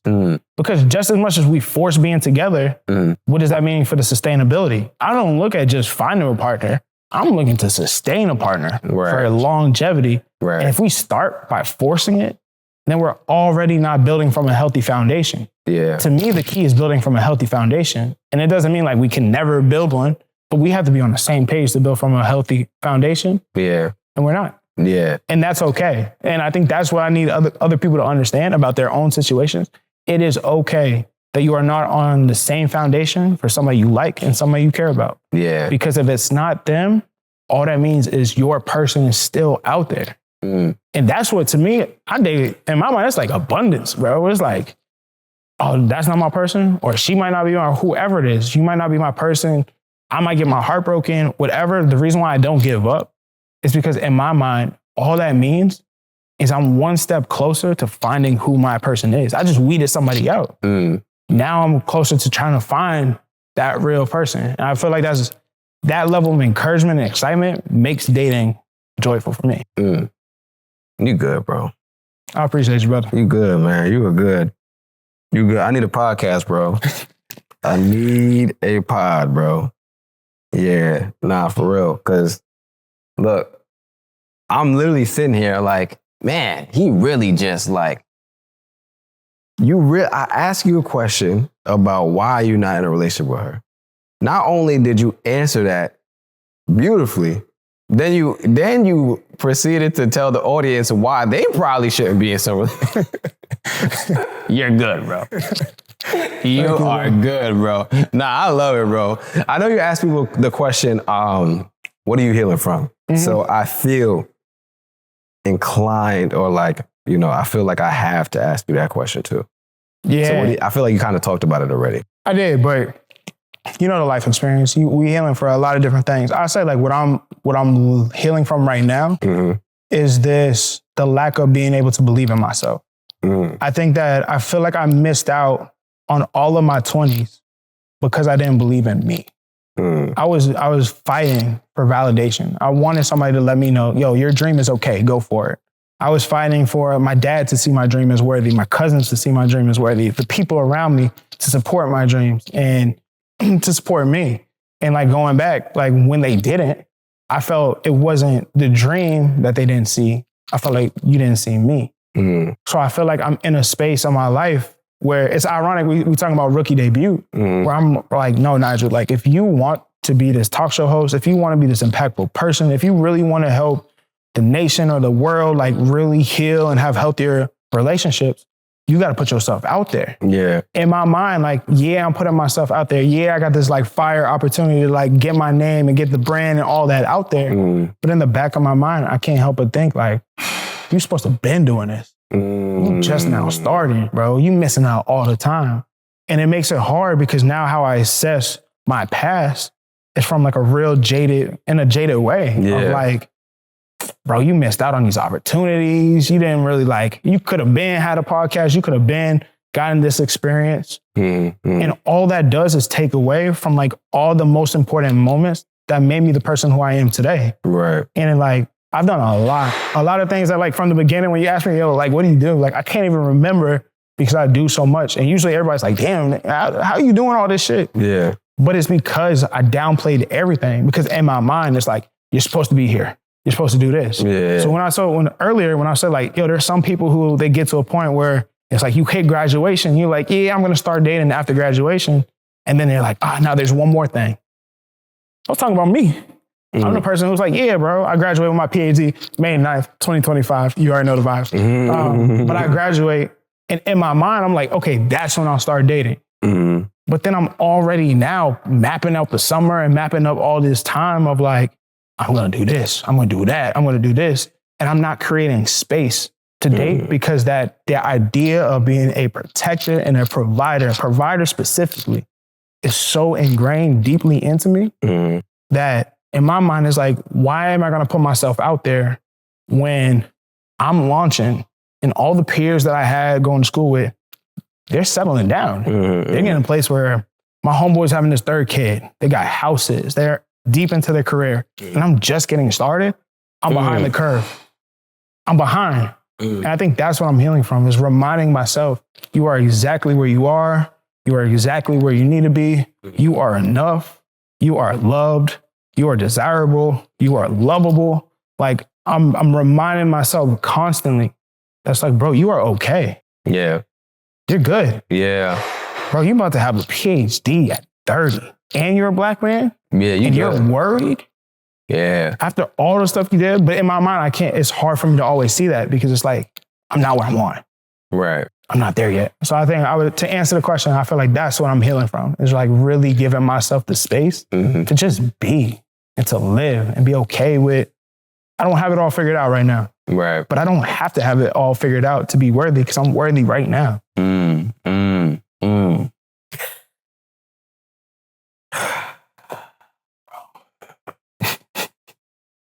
You need a pod, bro. I'm gonna keep saying that because I need you to make a pod, bro. Like, seriously, bro. I appreciate that. I know you probably got a lot on your plate, and you're not trying to hear this right now. You're probably like, bro, listen, what you talking about, bro? But I need you to like. I send the words, man. It's a dream. I need you to listen. However I can help, bro. However I can help, and I'm saying this with the cameras on, so people like I'm serious, bro. Cause bro. The black men need to hear from you more. For real, appreciate that, bro. Like this is good, man. This is good stuff. Context. You're about to hear a dryer go off because we're in a shared space. And I wanted you guys to hear this because I want you guys to know that not everything needs to be polished and perfect. So, cue the dryer. You said something that I want to, give me a second.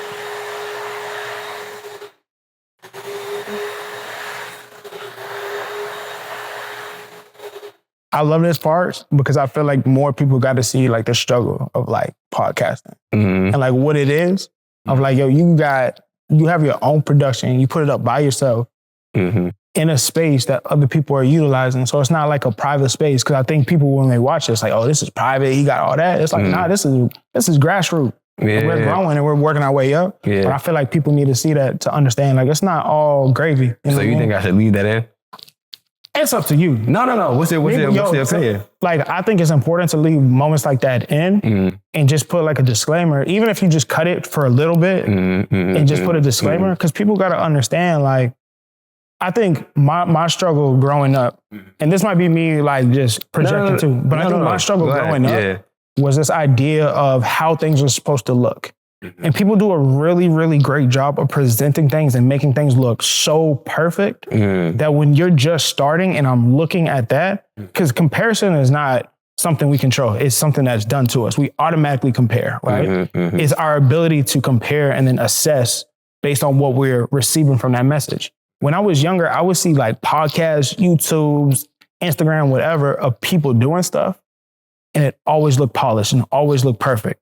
And in my mind, it's like, if I don't do that, then it's not good. So I would like do these like crazy recording. I have my phone and I would toss it and be mad because it's like, It don't look like what I it said. doesn't look what I'm seeing. And like the people who I look up to, the people who I thought were fire, in my mind, it was like, yo, they have all of this figured out and I don't. So I'll never be good enough. Yeah. And that was, I mean, like that, again, my own insecurity, but that was always my thing. It's like, everybody makes this shit look so perfect. Yeah. And it's not. So I'm always one of those people who kind of leans into like, it's not always gonna look polished and pretty, but sometimes you gotta remind people, like there's moments where it's like, nah, this shit gotta be polished. Yeah. But there's other moments where I'd be like, nah, I need y'all to understand, like, this shit is not perfect. I am grinding, I am learning this myself. If you were in the struggle, me too, brother. With that being said, bro, listen, man, I feel like we've had such a really, really, really good convo, man. And we have a new tradition on the podcast where we ask a question at the end. And the question is, to the black man that's watching right now and is struggling, right? Could be about anything, could be about what we talked about. What would you tell him? Okay. And you can tell you, listen, and you don't have to, again, this, similar to what you said, it doesn't have to be super polished and perfect, and you could take your time to think through it and all that kind of stuff, bro. So, nah, I'm already know. I remember when you asked over there. Yeah. Oh, you was saying, I was thinking, I was thinking, come on, nah, go ahead. Go ahead. Yo, to the black man who's struggling right now, I want you to know, especially if you're feeling broken right now, one of my tattoos is a broken crayon, and it's my daily reminder that even a broken crayon can still color. So although you might feel broken right now, it doesn't take away from your greatness. It doesn't take away from your ability to achieve, your ability to dream, your ability to love. You are still very lovable. You are still very worthy. You still can create ultimate masterpiece of whatever you want your life to look like, to shape, to be. So just understand that this right now is a low moment, but it's just that, it's a moment. And what I love to believe, or what I tell myself often, is the low moments is you just landing on a trampoline and you about to shoot right back up. So keep your head up, brother. I love you. I care about you. I know you're going to be all right. And take the time to feel how you're feeling, because that's okay too. Love, bro. You want to do my next episode, bro? Because I feel like at this point, I don't even need to continue recording podcast episodes, bro. My gosh. Nah, bro, I'm telling you good, bro. I can't say it enough, bro. I appreciate it. Nah, I really need you to know that, bro. I'm not even just saying that, bro. I need you to keep doing what you're doing, for real. And I need more long form content. And I need you to, I know I'm giving you a lot of needs. Nah, hey, bro, give it to me, because this is accountability. Like, this is like the shit that I need to hear. So. Nah, I need more long form content from you.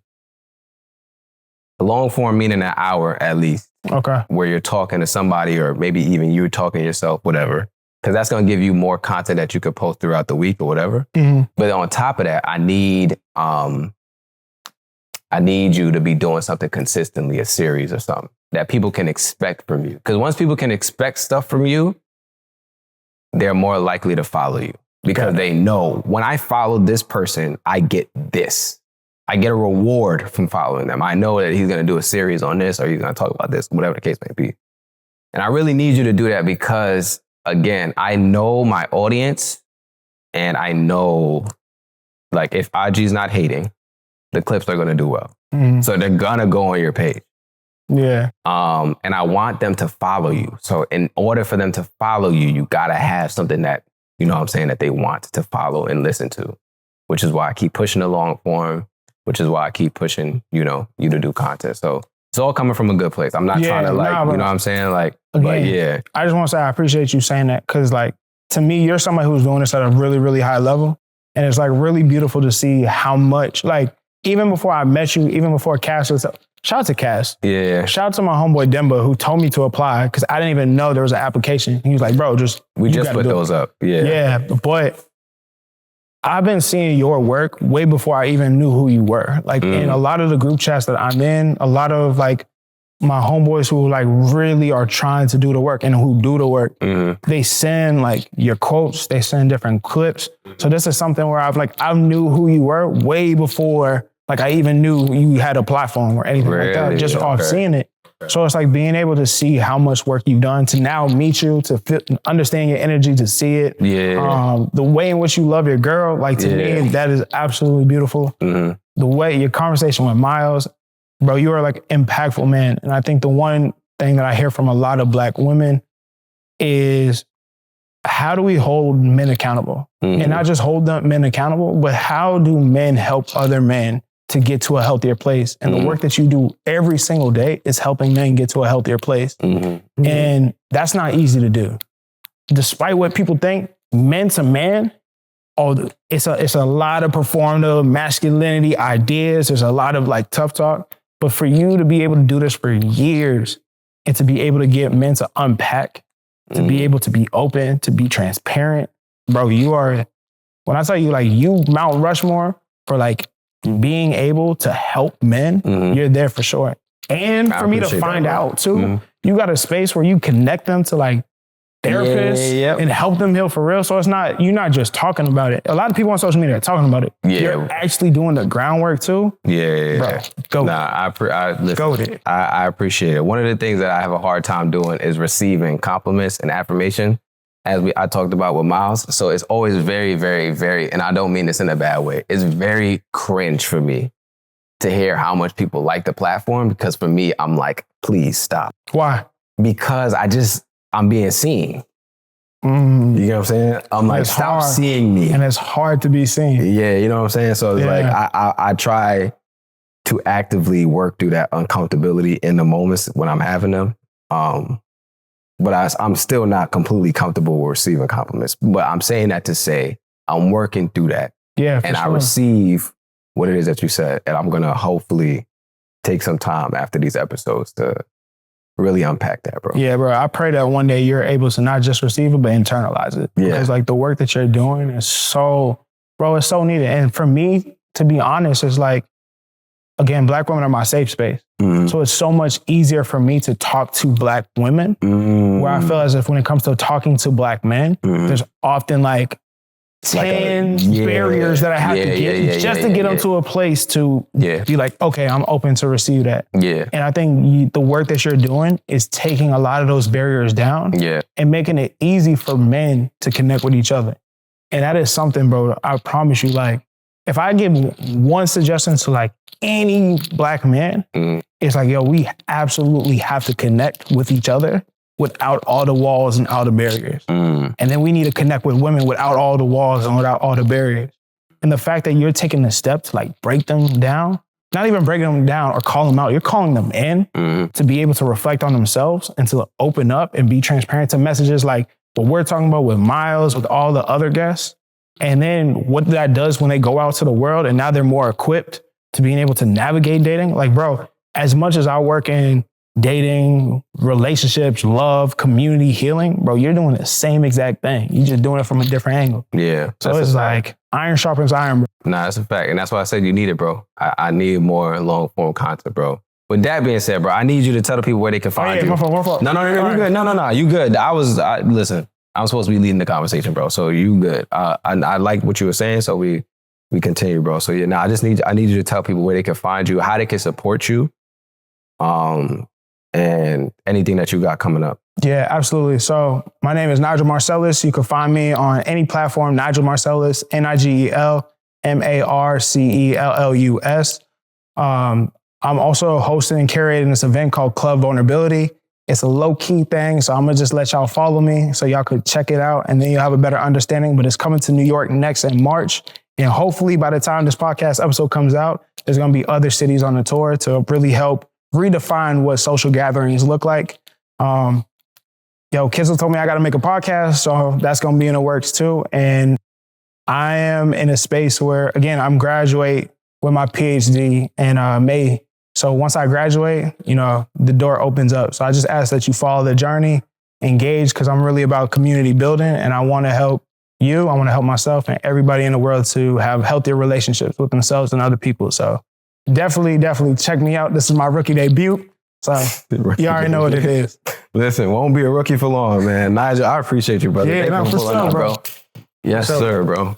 Thank you so much for watching this episode. If you are planning an event or you are part of your organization's Black employee group and you are interested in having dope Black mental health professionals or myself come in and do a speaking engagement or a workshop or a keynote address or a panel, please click the link in our bio on Instagram or TikTok. Scroll down and click book us for speaking and brand deals and fill out the form available on our website. Once you fill out the form, one of our team members will get back to you about how we can collaborate and create something dope for your organization. This is an unparalleled opportunity. We are currently the largest Black men's mental health platform, and we have a few slots available for our calendar year, and we would love to partner with you to create something dope for your organization if it makes sense for both parties, right? So go to the link in our bio, scroll down, click book us for speaking and brand deals, and fill out that form. If you're not on Instagram,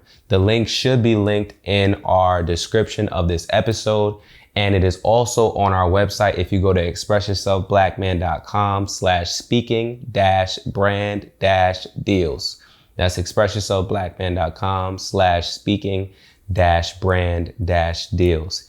If you are looking for a therapist, a Black therapist, and you've had a hard time finding one, you've jumped from therapist to therapist, or you just don't know how to find a therapist, we are teaching a free webinar. It's completely free, taking you from not knowing how to find a therapist, not knowing where to search for therapists, struggling with finding good therapists for you, not knowing what to look for in therapists, teaching you all of those different things, and also giving you the opportunity at the end of the webinar to be connected with one of our safe haven healers who are Black mental health professionals, so that you do not have to go through the struggles of finding a Black therapist alone anymore, right? So if you're interested in that, you want to get connected with a Black mental health professional at the end of the webinar, or you just want to learn how to find a Black therapist by yourself, you can sign up for the free webinar. It's linked in our bio on Instagram and TikTok. You just click that free webinar link once you click the link in our bio and fill out the form.